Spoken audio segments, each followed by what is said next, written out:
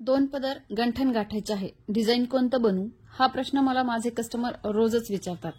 त्यासाठी आज मी 2 पदर गंठण मधली थोडेसे डिझाईन्स तुम्हाला दाखवत आहे। त्यामध्ये सगळ्यात पहिलं डिझाईन आहे काळ्या मण्यांसोबतचं, ज्यामध्ये जाड काळे मणी येतात आणि सोन्याच्या मण्यांसोबत एक पिवळा मणी येतो। हे डिझाईन नॉर्मली तुम्ही बऱ्याच बायकांच्या गळ्यामध्ये पाहिलेले असेल। मध्ये सोन्याचे मणी कमी जास्त प्रमाणामध्ये लावून हे डिझाईन बनवू शकता। हे गंठणचा नॉर्मल डिझाईनचा लुक आहे। त्यानंतरचा आपला प्रकार आहे काळे मणी फक्त साईज मध्ये बारीक साईजचे। बारीक साईज मध्ये यात सोन्याचे मणी कमी असतील तर 2 पदरी गंठण मध्ये ही डिझाईन खूप छान दिसते।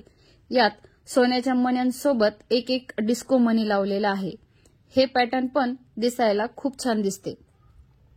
डिस्को मण्यांसोबत पिवळा मणी लावला तरी चालतो किंवा फक्त प्लेन सोन्याचे मणी आणि त्याच्यासोबत पिवळा मणी लावला तरीही हा पॅटर्न दिसायला खूप छान दिसतो। यामध्ये सोन्याचे मणी कमी असले तरीही हे पॅटर्न किंवा हे डिझाईन दिसायला खूप छान दिसते।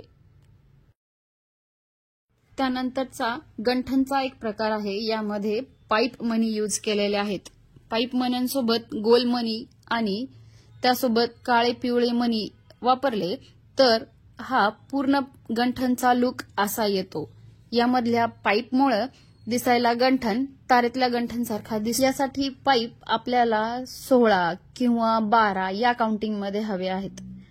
पाईप मण्यांसोबत हा लुक झाल्यानंतर आपण पुढचा प्रकार बघणार आहोत। यामध्ये गोल मण्यांसोबत गहू मणी यूज केलेले आहेत।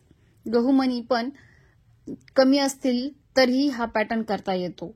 आता ह्या पॅटर्न मध्ये गहू मणी एका साइडला फक्त 4 आहेत, म्हणजे 8 गहू मण्यांसोबत 2 पदरी गंठण गोल मण्यांसोबत हे असं बनवू शकतो।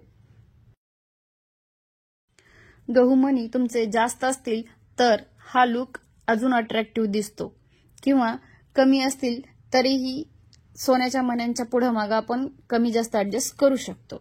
त्यानंतरचा हा एक नॉर्मल प्रकार आहे।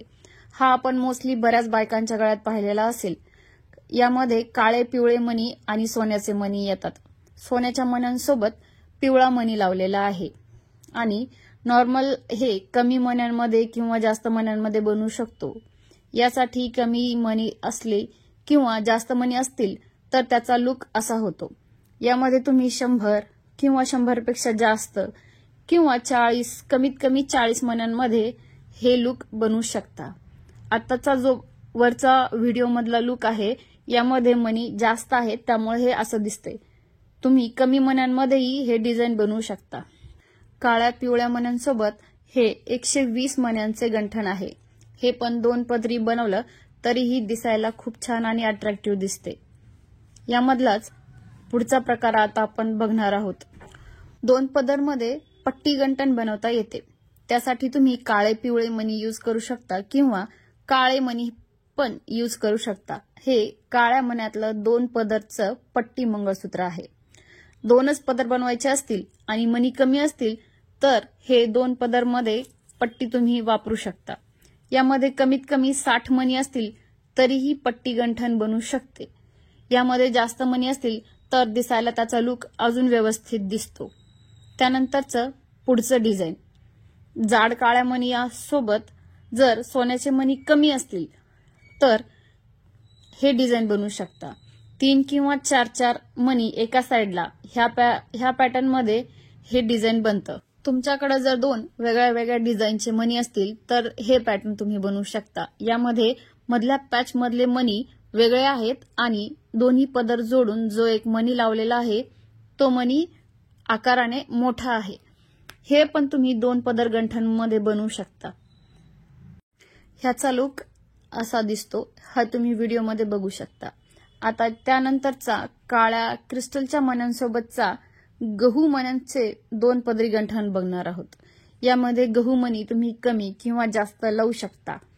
आपल्याकडे हा गहू मण्यांचा क्रिस्टल मधला गंठणचा हा लुक आहे। हे तुम्ही घरीही बनवू शकता। यामध्ये जर मणी कमी असतील तर काळे मणी जाड न लावता बारीक काळे मणी लावून दोन्ही पदर जॉईंट करून गहू मणी कमी असल्यावर त्याचा हा प्रकार बनवता येतो. गहू मणी जास्त असतील तर या आधीचं पॅटर्न करता येतं किंवा गहू मणी कमी असतील तर व्हिडिओमध्ये वरती दाखवल्याप्रमाणे तुम्ही हा पॅटर्न करू शकता. यामध्ये गहू मणी फक्त 60 आहेत, आधीच्या पॅटर्नमध्ये जास्त होते. त्यानंतरचा एक डिस्को मण्यांचाच प्रकार आहे. यामधले काळे मणी शाईन करतात. शायनिंगमुळे ह्याचा लुक असा दिसतो. हे सगळे प्रकार तुम्हाला कसे वाटले कमेंट करून नक्की सांगा.